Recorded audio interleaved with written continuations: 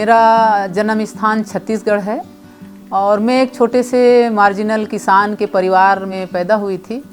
और चूँकि उस ज़माने में एजुकेशन का इतना महत्व नहीं था, तभी भी मेरे पिताजी ने कोशिश किया कि मैं थोड़ी कम से कम 8वीं 10वीं भी पढ़ जाऊं। तो इसलिए उन्होंने मुझे उतना तो पढ़ा दिया जब तक वो रहे। और बहुत छोटे उम्र में मेरी माँ शांत हो गई थी। तो पिताजी तो यही सोचते थे कि उस ज़माने में कि थोड़ा बहुत ये पढ़ जाएगी तो नौकरी वोकरी लग जाएगी तो ज़िंदगी थोड़ी अच्छी होगी, ऐसा सोचते थे। लेकिन नौकरी वोकरी तो कोई उस ज़माने में हुआ नहीं, क्योंकि हमने जब 87-88 में मैंने जब 11th स्टैंडर्ड पास करी थी, तब उस पढ़ाई से कोई नौकरी तो संभव था नहीं। और लेकिन फिर मेरी पढ़ाई तो छूट गई, क्योंकि कॉलेज गांव में नहीं थी। जितना गांव में घर के पास स्कूल जितना था उतना हमने पढ़ लिया। बाहर भेजने की क्षमता नहीं थी मेरे पिताजी की। तो फिर वापस मैं उस पढ़ाई के बाद में मजदूरी में लग गई। तो मजदूरी करते करते मेरे को बहुत मन में आता था कि इस मजदूरी से क्या होगा। मजदूरी करना बुरा नहीं है, परंतु उसमें कोई 10 रुपया 15 रुपया मजदूरी में मिलता था। और मुझे ही नहीं पता था कि मैं इस देश के सबसे गरीब परिवार की बच्ची हूँ और इतनी गरीबी से निकलने का कोई रास्ता है कि नहीं, है ना। कि जैसे मैं आपको बताऊं, सबसे बड़ा एक्सपीरियंस मेरा लिए जो प्रोत्साहन की जो बात है वो ये है कि मेरी गरीबी ने मुझे ये काम करने के लिए कहा कि तुम नहीं करोगे तो कौन करेगा, है ना। गरीब का बच्चा ही गरीब की बात को समझ सकता है और गरीबी की बात को समझ सकता है। जैसे मैं मेरी बचपन की बात बताऊं तो हमको दिन भर में एक बार खाना मिलता था, रात को। मेरे बाप मजदूरी जाते थे, खेती थी थोड़ी सी, लेकिन उस खेती में पैसा नहीं डाल पाते थे तो वो पक नहीं पाता था, तो इसको गिरवी धर देता था मेरे बाप। और 10 रुपया की मजदूरी थी, वो 10 रुपया में 1 किलो चावल ही आता था। उस समय 6 रुपया किलो चावल था। तो 1 किलो चावल, उसी 1 किलो का हमको 2 दिन, क्योंकि कल मजदूरी मिलेगी उसकी कोई गारंटी नहीं थी। तो कभी कभी तो मिर्ची तेल तो कभी हम देख नहीं पाते थे, है ना। तो कभी कभी मिर्ची भी नहीं होती, सिर्फ नमक, सब्जी में नमक डाल के ही खाना होता था। इतनी ज़्यादा गरीबी की, और तब भी हमको पता नहीं था। तो जब हमको पता हुआ कि इतनी भी गरीबी हो सकती है तो इसके कारण क्या है, तो उस कारण को हटाने के लिए अमीर का बच्चा थोड़ी आएगा जिसने जन्मते से चांदी के प्लेट में मुंह जूठन किया है ना। वो थोड़ी आएगा, वो क्यों आएगा, उसकी क्या गरज पड़ी। तो मैं इस गरीबी को दूर करने के लिए कुछ कर सकती हूँ कि नहीं, मेरे लिए भी, वो तो मेरे ही लिए समझ लीजिए ना। मैंने ही मेरी गरीबी को दूर करने की कोशिश की है। दूसरों की गरीबी तो मैं बाद में दूर कर पाती हूँ या नहीं कर पाई, समझ लीजिए। मैं किसका गरीबी दूर करूँगी। मैं इतना ही बता सकती हूँ कि तुम ऐसे कर लो, तुम ऐसे कर लो, तुम्हारे बच्चे नहीं पढ़े तो चल रहा मैं 1 घंटा। अब मेरे 1 घंटा पढ़ाने से क्या होगा, वो तो सब सप्लीमेंट्री है। जब तक अच्छे तरीके से, बुनियादी तरीके से उसको ठीक ढंग से वो कमा खाए, ऐसी उसको सब चीज़ें नहीं मिलेगी, तब तक वो उसकी गरीबी दूर नहीं होगी। तो कुल मिला के तो मेरे को यही कहना होता है, या यही कहना पड़ता है, या मैं यही कहना चाहती हूँ कि मेरे को ही मेरी गरीबी को दूर करने के लिए मेरे को जुटे रहना पड़ रहा है। आज मैं गरीब नहीं हूँ, लेकिन मैं अमीर भी नहीं हूँ, है ना। मेरे पास ऐसी कोई प्रॉपर्टी नहीं है कि मैं उसको बेच के और बैठ के खाना ही क्यों। ये जो जन्म है, या पर अगर ठीक से सोचे तो ये जो जन्म है वो परफॉर्मेंस के लिए आया है, ना कि मलाई खाने के लिए। आप जब परफॉर्मेंस के लिए आए हैं तो आपका दायित्व तो बन जाता है कि आप भी परफॉर्म करें और सारी चीज़ को परफॉर्म करने का फुल मौका दें। वो उसमें प्रकृति भी हो सकता है, जानवर भी हो सकते हैं, पक्षी भी हो सकता है, जीव जंतु भी हो सकता है, सब हो सकता है। सबको अपने एबिलिटी को परफॉर्म करने का हक है ना। हम सिर्फ आदमियों के हक की बात करते हैं, मनुष्य की हक की बात करते हैं। हम उसकी हक की बात क्यों नहीं करते हैं जो इन्वायरमेंट है, एक पौधा है, एक जो जीव है, एक जो पक्षी है, उसकी हक की बात हम क्यों नहीं करते। तो ये जो धीरे धीरे जो मेरे जो सोच है उसमें तब्दील हो गया है कि हम सिर्फ मनुष्य की गरीबी दूर करने की बात क्यों करते हैं। हमको तो सबकी गरीबी दूर करने की बात करेंगे, तभी सब साथ मिलके हम जी पाएंगे। आज क्लाइमेट चेंज की बात क्यों आ गई है ना। ऐसा क्या कर दिया मनुष्य ने कि प्रकृति ने अपना रास्ता ही बदल दिया है, उसको बदलना पड़ रहा है ना। बेमौसम बारिश, बेमौसम ठंड। आज शीत गिरता है क्या, यहाँ की भाषा में झाकला बोलते हैं। झाकला गिरने से ही गेहूं और चने पक जाते थे। आज आपको 3 पानी 4 पानी 5 पानी तक आपको गेहूं में देना पड़ता है ना। वैसी बीज भी नहीं रही, जो पहले शीत जो गिरता था उसी से पक जाता था, वो बीज भी नहीं रही। एक ही क्वालिटी मेरे पास बची है, मुंडी पीसी, वो शीत से पकने वाली फसल थी। लेकिन अभी वो शीत गिरती नहीं, तो हमको पानी 1 आध पानी हमको देना ही पड़ता है, 2 पानी हमको देना ही पड़ता है, तब जाके उसको हम बचा पा रहे हैं। है ना। अगर हम शीत गिरेगा करके भरोसे में बैठे रहेंगे, पौधा ही मर जाएगा, बीज ही खत्म हो जाएगी, है ना। और हर साल हमको उसको रिवाइव करना होता है। तो ये स्थिति है। तो ये स्थिति के बारे में कौन चिंता करेगा? क्या एक मनुष्य भी तो प्रकृति का प्रोडक्शन है। आप ये क्यों भूल जाते हैं कि आपको किसी मनुष्य ने पैदा किया है? अरे मनुष्य को तो प्रकृति ने लाया है, प्रकृति का प्रोडक्शन है। तो जब प्रकृति ही नहीं रहेगी तो तुम कैसे सर्वाइव करोगे, मैं कैसे सर्वाइव करूँगा? तो इसलिए हमारी लाइफ बहुत बड़ी नहीं है, 50 साल 60 साल जिएंगे, आए हैं चले जाएंगे। लेकिन सोच ये है कि हम जितने दिन भी यहाँ हैं, हम कम से कम किसी को आहत करें, चाहे वो मनुष्य हो, चाहे वो प्रकृति हो, चाहे वो धरती के जीव जंतु हो, चाहे कीड़े मकोड़े, कुछ भी जो इस पूरे इसमें है, इन्वायरमेंट में है ना। तो ये जो बायोमास में ये सब में है, तो ये बात है। तो यही हमारा इंस्पायरेशन है मेरे लिए, ऐसा कहना चाहिए। तो एक मनुष्य के नाते आपको मनुष्य की भूमिका निभानी पड़ेगी।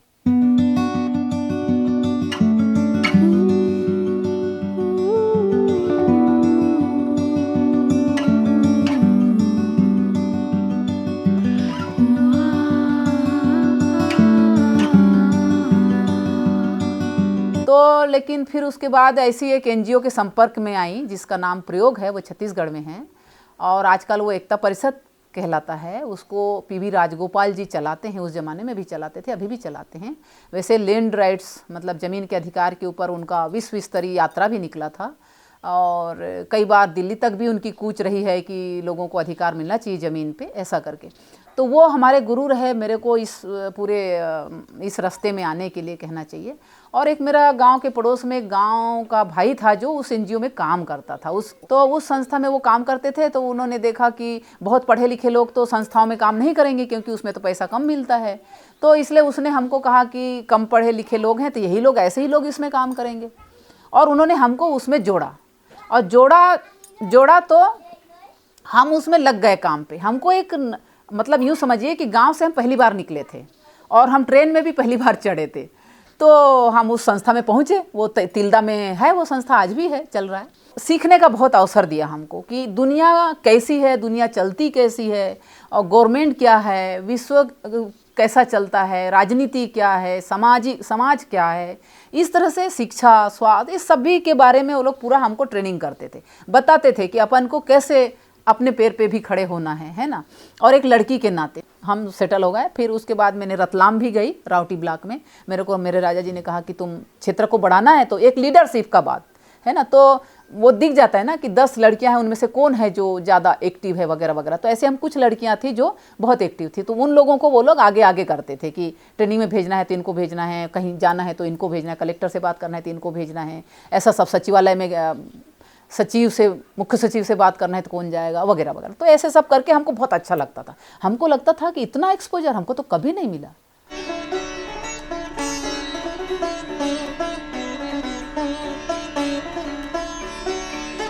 बीए तो मैंने इग्नू से कर लिया, तो वो तो करस्पॉन्डेंट था, तो वो ठीक है। बच्चे को बड़े करते करते मैंने वो कर ली। फिर रेगुलर क्लास भी करा, तब भी मेरा बच्चा छोटा ही था। तो मैं बच्चे को ही लेके कॉलेज जाती थी, है ना। उसको ऐसे ग्राउंड में छोड़ देती थी, किसी चपरासी को बता दी देखना मैं क्लास में हूँ करके। और ऐसे करके वो मैंने MSW भी करा। फिर MSW करने के बाद मेरा मन हुआ कि हमको PhD भी करना चाहिए, क्योंकि वो पढ़ाई का सबसे हाईएस्ट पोजीशन है और हमको पाना चाहिए। पढ़ाई कभी रुकती नहीं है, रोकना नहीं चाहिए, ऐसा करके।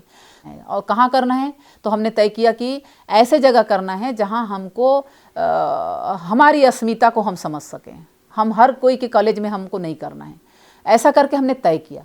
और हमने अम्बेडकर यूनिवर्सिटी जो महू में है, हमने उसमें एडमिशन लिया। उसमें हमने पूरे PhD के जितनी भी प्रोसेस होती है, एंट्रेंस एग्ज़ाम से लेके जो कोर्स वर्क होता है, वो सब भी हमने किया। लेकिन अंततः उन्होंने हमको PhD नहीं दी। नहीं इसलिए दी कि उनने कहा कि उनके पास प्रोफेसर्स नहीं है। तो प्रोफेसर ढूंढना हमारा काम नहीं था। वो हमको कहते थे कि प्रोफेसर तुम बताओ तो हम तुम्हारी PhD करवा दें। तो हम किसको ढूंढे? सोशल फील्ड में 2 ही 3 मतलब ये हैं, गाइड हैं, और वो फ्री नहीं है ना, वो अलग अलग अपने उसमें हैं। तो फिर वो संभव नहीं था। हम कैसे ढूंढें, ये तो कॉलेज की, यूनिवर्सिटी की रिस्पॉन्सिबिलिटी है। ये सोचते हुए हमने ऐसा नहीं किया। और प्रोफेसर थे भी नहीं। इनने क्या करा, हमको उठा के सबको बदली कर दिया। कहाँ कर दिया? भोपाल जाओ, बरकतुल्ला यूनिवर्सिटी, वो कराएगा। अब उनके पास तो सोशल वर्क के गाइड ही नहीं है। वो बोले सोशलॉजी में देंगे, और खैर मैं तो गई नहीं। मैंने कहा मैंने तो इसको बेस्ट के हिसाब से चुना था और वहीं के लोगो मुझे चाहिए था, बाबा साहेब आम्बेडकर के ही, और वो अगर नहीं मिल रहा है तो मुझे दूसरा का लोगो नहीं चाहिए, दूसरे के नाम मुझे नहीं चाहिए। मेरे तो नाम से भी मतलब था ना। मैं बोली भी उनको कि मैं आम्बेडकर में इसलिए आई हूँ क्योंकि मैं आम्बेडकर के नाम भी चाहती हूँ, है ना। मेरे कवच है वो, इस तरह से, ऐसा मैंने उनको कहा, मेरी सुरक्षा कवच है।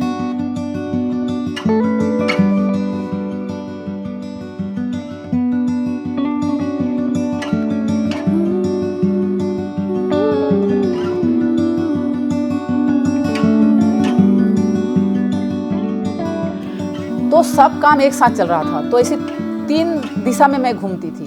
पहले यूनिवर्सिटी जाती, फिर खेत आती, फिर खेत से इंदौर जाती, और फिर इंदौर से फिर यूनिवर्सिटी जाती। ऐसा मेरे स्कूटी में मैं इतना रात दिन मेहनत की, मतलब कुछ सोचा नहीं। मैं दिन डूबते भी मैं यहाँ से स्कूटी में निकल के इंदौर जाती, फिर महू जाती, मतलब काम करना होता था। और हमने जिस पे अपने को थीसिस लिखनी थी उसका पूरा हमने काम किया। बस्तियों में हमने कैंप ऑर्गेनाइज किया, डॉक्टरों को हायर किया, लैब को हायर किया, थोक मार्केट से दवाइयाँ मेडिसिन एलोपैथिक खरीदी, नर्सों को हायर किया, है ना। और इस सब के लिए हमने, अपने पास तो पैसे थे नहीं, तो हमने हमारे जो भी जान पहचान है, दोस्त हैं, कोई दोस्त नहीं भी है लेकिन अगर उसको ये काम अच्छा लगा तो उसने थोड़ा सा मदद किया। ऐसे करके हमने इसका काम का प्रचार किया कि हम ये काम कर रहे हैं और अगर प्लीज़ आपको मदद करने की इच्छा हो तो आप हमको कर सकते। तो ऐसे करके हमको लोगों ने मदद किया और हमने काफ़ी सारा कैंप इंदौर के स्लम में ऑर्गेनाइज़ किया।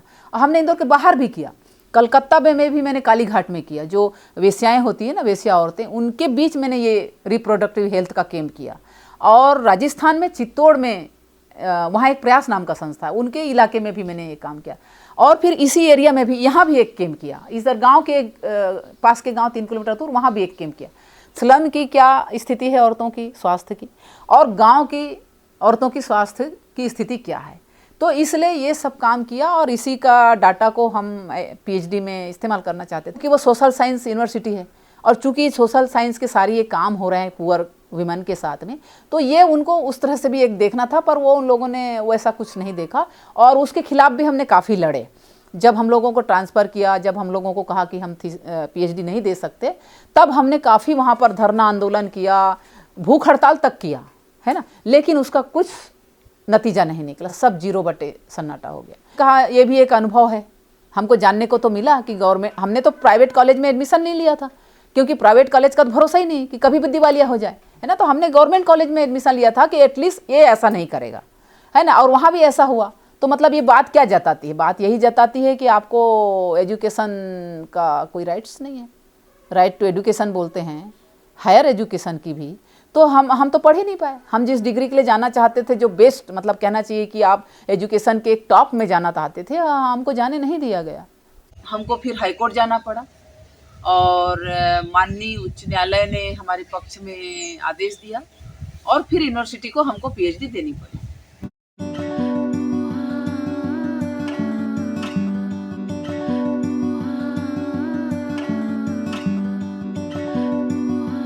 तब हमने देखा कि जिन औरतों के लिए हम कैंप कर रहे हैं, डॉक्टर ला रहा है, दवाई ला रहा है, नर्स ला रहा है, ड्रिप लगा रहा है, उसको ड्रिप नहीं, आयरन सुक्रोस लगा रहा है क्योंकि वो एनीमिक है, वगैरह वगैरह। तो मैंने कहा यार इससे क्या होगा। हमने थोड़े समय करके हमने समझा कि सिर्फ मेडिसिन से इनकी तबीयत नहीं ठीक हो सकती है, इनका खाना ठीक रहना चाहिए। तो हम खाना में देखा इनका न्यूट्रिशन लेवल तो बहुत पुअर है ना। वो दाल तो इतने चरखा खाते हैं कि उसकी जितनी क्वांटिटी 50 ग्राम मिलनी चाहिए वो तो मिल ही नहीं पाता, पल्सेज जो है ना। और वही रोटी और दाल खा रहे हैं, और वो जो रोटी और दाल और ये जो सब्जियां बाज़ार में जो आ रही है वो तो आप जानते ही हैं कि ये सब केमिकल और यूरिया और ये सब से पकाए जा रहे हैं।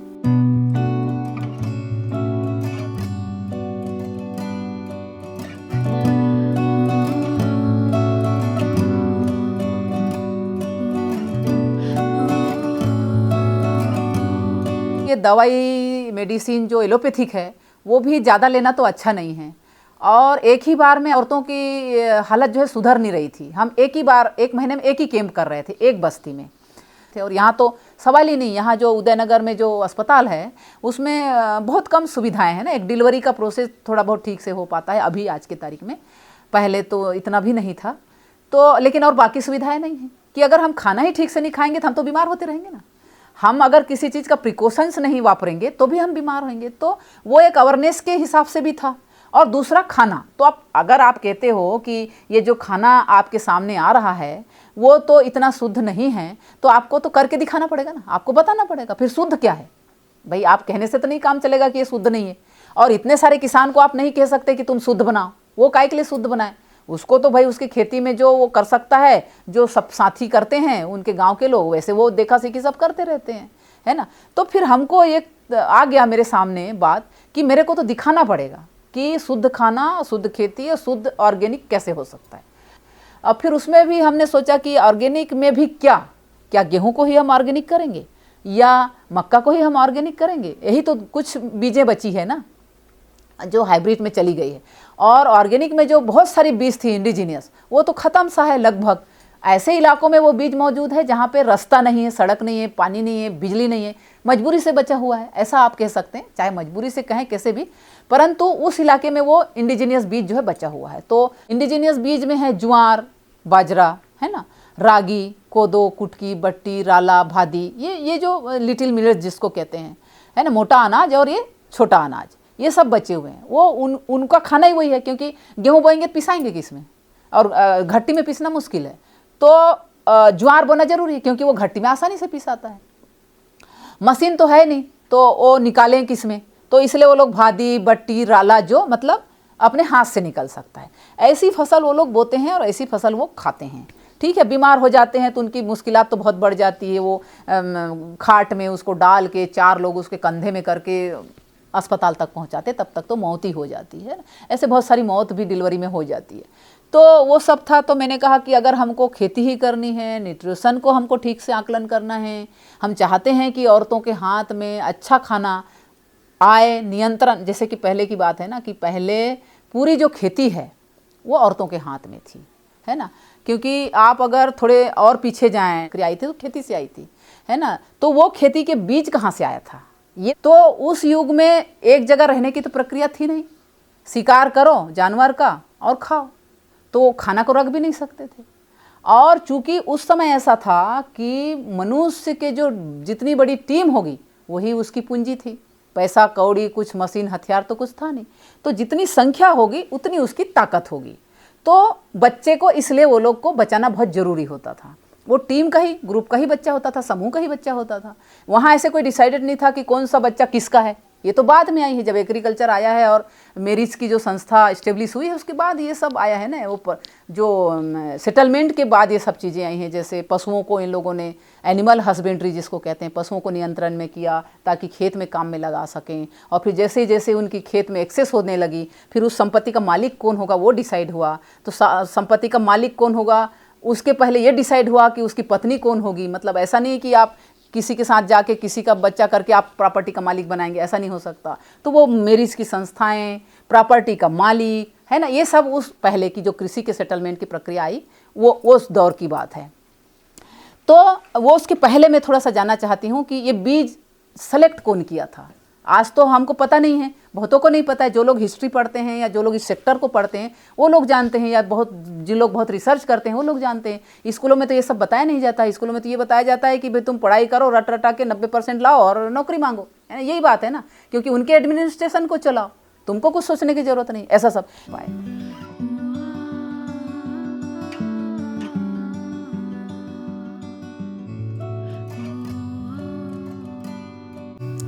तो उन्होंने देखा कि अब जो ये जो सीधे खड़े होने की जो एक बात आई, उसमें हमारा जो ये पैल्विक है वो सीधा हो गया।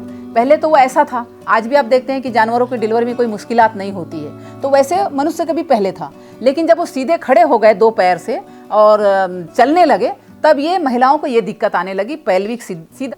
तो डिलीवरी की प्रोसेस कठिन हो गई, बहुत कुछ। और बच्चे को बचाना उस समय की आवश्यकता थी, क्योंकि समूह ही एक पूंजी होती थी।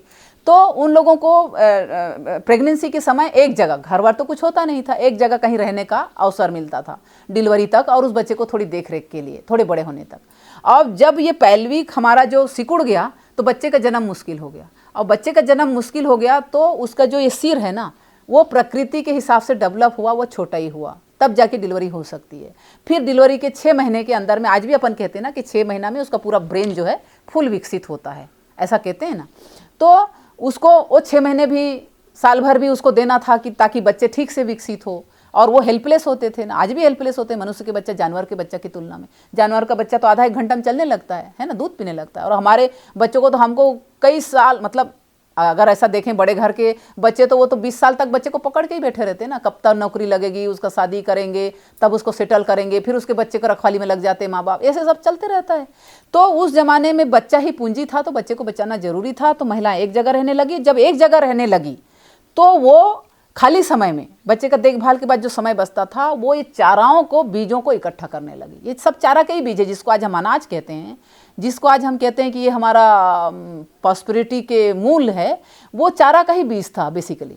तो उन चारा के बीज को उन लोगों ने छांटा, एक्सपेरिमेंट किया, और जब एग्रीकल्चर के सेटलमेंट की प्रक्रिया जब शुरू हुई तब उसी बीज को प्रयोग किया गया, है ना। तो ये जो अनाज के जो जन्मदाता है एक तरह से, वो औरत है। तो ये मेरे को सब जान के मेरे को बहुत अच्छा लगता था। और मेरे को लगता था कि आज की जो खेती है, आज की केमिकल फार्मिंग जो है, जो कहते हैं ना बिजनेस केस क्रॉप, लोग तो ऐसे कहते हैं ना केस क्रॉप, अभी भूख का क्रॉप नहीं है, पेट का क्रॉप नहीं है, वो केस क्रॉप है।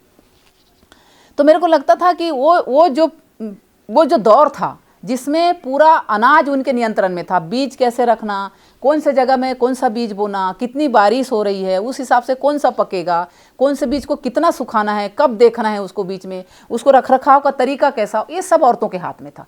क्या खाना है वो भी उनके हाथ में था। मेल जो है उस समय ऐसा नहीं डिसाइड करता था कि आज क्या खाना है ना। और आज भी भले डिसाइड नहीं करता है, लेकिन वो जो आज की खेती है उसका नियंत्रण आज आदमियों के पास है। इनके पास नहीं रह गया, औरतों के पास में। क्यों नहीं रह गया? क्योंकि वो जो कला जानती थी, वो जो हुनर उसके पास था, उसको तो ये जो केस क्रॉप है उसने छीन लिया। क्योंकि बीज भी बाजार से लाना है, दवाई भी बाजार से लाना है, खाद भी बाजार से लाना है, तो औरतों के पास में क्या रहा? उसको तो कुछ कहने का रहा ही नहीं। वो सिर्फ यहाँ मजदूर की तरह काम करती। उसका अपना, एक तो पहले से ही उसके प्रॉपर्टी में कोई राइट्स नहीं है, और अगर संविधान के लेवल पे है भी तो आज भी किसी समाज में ये चलन में नहीं है कि बेटी को बराबरी का हक दे दो। आए तो उसको खाना खिला दो, एक आध साड़ी दे दो, कुछ मांगे, कुछ विपत्ति हो तो उसमें साथ दे दो, यही उसका हिस्सेदारी है। बाकी बराबरी की हिस्सेदारी तो है नहीं, है ना। आज भी समाज वही है। तो मैं चाहती थी कि, मैं सोचती थी कि ये जो एक नियंत्रण उसके हाथ में था, खाना का, बोना क्या है, खाना क्या है, कौन सा चीज़ कैसा है, एक जो वो एक्सपर्टीज़ थी, वो एक्सपर्टीज़ अब नहीं है। तो अभी क्या है, पहले भी होते होंगे अनेमिक, लेकिन आज भी अनेमिक है वो। पहले भी अनेमिक होते होंगे दूसरे कारणों से, और आज अनेमिक है खाना के गलत खाने से, है ना। क्योंकि जो खाना वो ले रहा है, जो पोषण वो ले रहा है, वो इतना पौष्टिक नहीं है, वो पोचा है बिल्कुल, है ना। आप अपने मुंह के टेस्ट के लिए खा सकते हैं, अगर ज़्यादा खाएंगे तो पेट भी दुखेगा। और जो अनाज है जिससे अपना पेट भरेगा, जिससे अपने को पोषण मिलेगा, उसको आप कितना भी खा लें, मतलब वो आपको उतना दुख नहीं देगा जो आर्टिफिशियल ढंग से बनाया गया चीज़ है।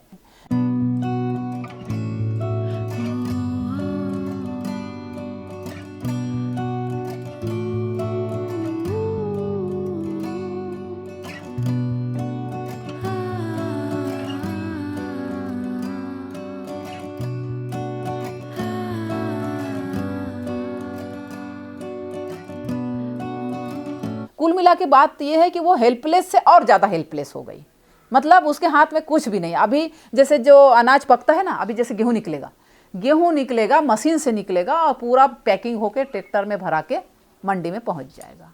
और पैसा कहाँ आएगा? उसके पति के बैंक में, है ना। तो वो किस काम की है बेचारी? वो तो मेहनत करने पूरता ही है। आपको पूरे साल वो मेहनत ही करती रहती है, और बाद में पता चला कि वो बीमार है तो बेचारी बिस्तर में है, और उसका देखभाल ठीक से नहीं हो रहा है, अस्पताल पास में नहीं है। वो जब तक वो बहुत ज़्यादा नहीं हो जाती तब तक कोई परिवार उसको ज़्यादा से देख नहीं। किसान समाज है जो अभी उतना प्रॉस्पेरिटी में आगे नहीं आ पाया है, वो तो एजुकेशन ही नहीं दे पा रहा है ना, अपने स्वास्थ्य को नहीं ठीक कर पा रहा है, अपने न्यूट्रिशन को नहीं ठीक से कर पा रहा है, अपने पढ़ाई नहीं ठीक से कर पा रहा है, अपने क्या मतलब ये स्थिति है। तो ये स्थिति में अपना फिर बात आ गया कि अपन को कुछ थोड़ा सा करके इनको दिखाना चाहिए। दिखाना इन द सेंस कि वो पहले उनके हाथ में ही था, वो उसको महसूस हो, उसको एहसास हो कि ये चीज़ तो हम पहले करते थे। लेकिन पहले के खाना में एक पौष्टिकता थी, आपको बहुत ज़्यादा चीज़ खाने की ज़रूरत नहीं थी। लोग सिर्फ तुअर को रात भर हंडी में उबाल देते थे, नमक भी डाल देते थे, और सुबह उसको एक एक कटोरी सब बच्चे को दे देते थे। वो कितना जोरदार खाना था, है ना। मक्का को भी बारिश के समय, क्योंकि मक्का पीसने में थोड़ा कठिन होता था घट्टी में, तो इसलिए मक्का को कच्चे में ही जैसे हम भुट्टा सेक के खाते हैं ना, वैसे ही सेक के रख देते थे। और इन दिनों में गर्मी में जब कुछ खाना नहीं है तब उसको रात भर उबालने के लिए रख दिया, उसमें नमक भी डाल दी और सुबह दे दो एक एक मक्का सबको। वो इतना न्यूट्रिशन वाला है कि पूछो मत। तो ऐसे खाना था। और आज भी वो ज्वार पीस के खाते हैं, भादी बट्टी राला कूट के खाते हैं, तो वो तो है। लेकिन अब वही खाना उनके लिए क्या हो गया, गरीबी का परिचायक हो गया। तुम गरीब हो इसलिए ऐसे करते हो। तो भाई वो गरीब कहो कि उसकी मजबूरी कहो कि उसकी अच्छाई कहो, वो तो पूरे परिस्थिति में फंसा हुआ है ना। उसके यहाँ तो कोई साधन पहुँचा ही नहीं, मशीन नहीं पहुँची, पानी नहीं पहुँचा, स्कूल नहीं पहुँचा, कुछ नहीं पहुँचा, तो करेगा क्या। वो जैसे वैसे अपने आप को जिंदा रख पा रहा है। तो मेरा मन में था कि वो जो पहले के जो एक अच्छा खाना है, अपने बाप दादा जो करते खाते आए, वही खाना को वापस हम ला सकते हैं क्या, ताकि हम न्यूट्रिशन को ठीक से समझ सकें कि हाँ ये ठीक खाना है करके। हमने सारे इंडिजीनियस बीज को ढूंढा, हाँ, और यहाँ इस खेत में से प्रयोग चल रहा है। और कुछ लोग देखते भी हैं, देखने भी आते हैं, कुछ लोग बात करने भी आते हैं, इसको एंजॉय करने भी कुछ लोग आते हैं, शहर के लोग। लेकिन कुल मिला के बात है कि ये जो प्रयोग यहाँ पे चल रहा है, इसका फैलाव होना चाहिए, है ना। हम चाहते तो वही हैं कि इसका फैलाव हो। वो जहर वाला खाना को एक तरफ करके अपने पौष्टिक खाना को अपनाएं।